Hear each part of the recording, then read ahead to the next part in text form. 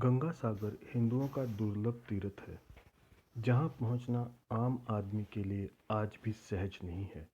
किंतु हिंदुओं के लिए गंगा सागर की तीर्थ यात्रा जीवन में एक बार अत्यंत आवश्यक है। देव ऋषि नारद ने महाभारत में युधिष्ठिर को गंगा सागर का महत्व बताते हुए कहा था कि गंगा सागर में एक बार स्नान 10 अश्वमेघ यज्ञों के फल प्राप्ति के समान है। इसी क्रम में आगे यह बताया गया है कि गंगा सागर सभी जगह पतित पावनी है, किंतु हरिद्वार, प्रयाग और गंगा सागर संगम में तो अधिक पुण्यवती है। गंगा का तो पानी ही मोक्षप्रद होता है, चाहे वह सामान्य जगह सी भी बहती हो, किंतु वाराणसी में तो मोक्ष जल एवं स्थल दोनों में प्राप्त होता है। गंगा सागर में तो जल, स्थल एवं अंतरिक्ष आदि तीनों में मोक्ष प्राप्ति का साधन है। स्कंद पुराण में तो ऐसा कहा गया है कि जो फल तीर्थ सेवा, सभी प्रकार के दान, सभी देवताओं की पूजा, सर्वविधि तपस्या और यज्ञ के पुण्य से प्राप्त होता है, गंगा सागर में एक बार स्नान करने से प्राप्त हो जाता है। गंगा सागर दक्षिण पश्चिम गंगा और ब्रह्मपुत्र के डेल्टा पर अवस्थित एक मौजा है, जो सागर द्वीप के सुदूर दक्षिण द्वार पर स्थित है। यह क्षेत्र सुंदरवन का एक हिस्सा है। प्रतिवर्ष सूर्य जब मकर राशि में प्रवेश करता है, उस समय यहाँ मकर स्नान का मेला आयोजित होता है। यह पौष मास में 14-15 जनवरी के आसपास ही होता है। चूँकि यह सुंदरवन का हिस्सा है, इस कारण से दुर्गम पथ वाला, घट विहीन निर्जन स्थान है। सूर्यास्त के पश्चात यहाँ सदैव जंगली जानवरों का भय बना रहता है। भक्तजनों के लिए केवल जल मार्ग के अलावा और कोई रास्ता नहीं है जहाँ से वे गंगा सागर पहुँच सके। मकर संक्रांति के अवसर पर भरने वाले मेले में 5 लाख से अधिक यात्री सहभागी बनते हैं। उस समय भारत सहित नेपाल, भूटान, बांग्लादेश, श्रीलंका व विश्व के कोने कोने से लोग उपस्थित होते हैं। आजकल पूरे वर्ष ही गंगा सागर तीर्थ यात्रा जाने वाले का क्रम चलता रहता है। यह स्थान इसलिए भी पवित्र है कि गंगा गंगोत्री से निकलने के पश्चात भारत के अन्य शहरों में भ्रमण करती हुई अंत में सागर में विलीन होती है। अतः यह सागर संगम है। गंगा सागर में विलीन होती है, अतः यह सागर संगम है। गंगा सागर का इतिहास बहुत पुराना है। ठीक से यह नहीं बताया जा सकता कि यह संगम मेला कब से शुरू हुआ।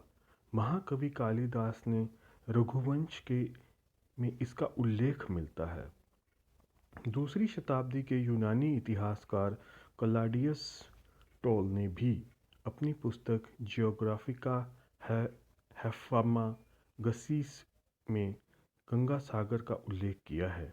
गंगा सागर कोलकाता से 90 मील दक्षिण की ओर स्थित है।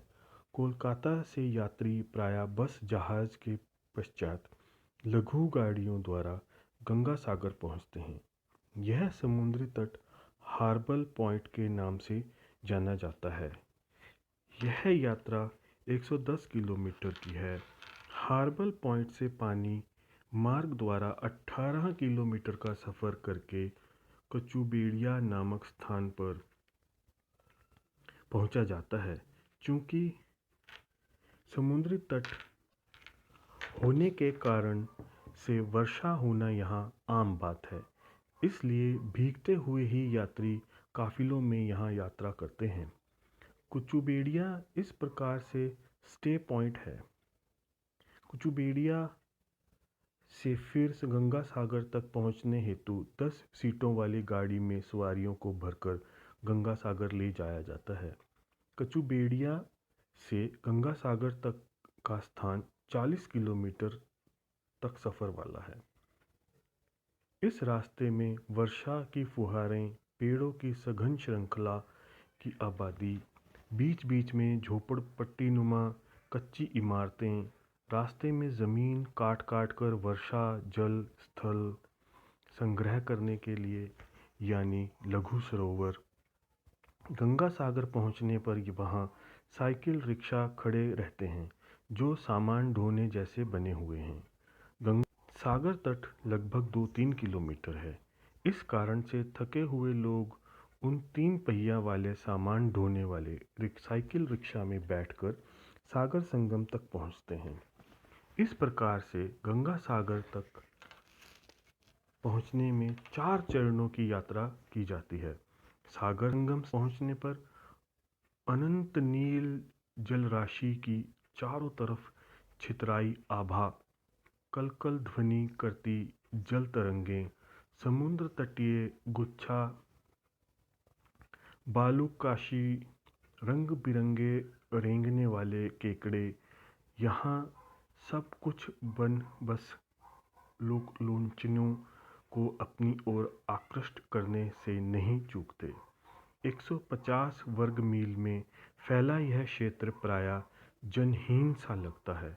साधुओं की टोलियाँ ज़रूर वहाँ रहती हैं, जिनकी संख्या अल्पमात्र में ही है। यहाँ मकर संक्रांति के अवसर पर 5 दिवसीय मेला लगता है। संक्रांति पर्व पर रात्रि रेत पर पड़े रहते हैं। समुद्र स्नान 3 दिन तक किया जाता है। इसके अलावा मुंडन कर्म, श्राद्ध, पिंडदान कर्म आदि किए जाते हैं। इसके बाद लोगों के लौटने का क्रम आरंभ हो जाता है। गंगा सागर में कपिल मुनि जी का मंदिर है, जो वहाँ का प्रमुख आकर्षण है।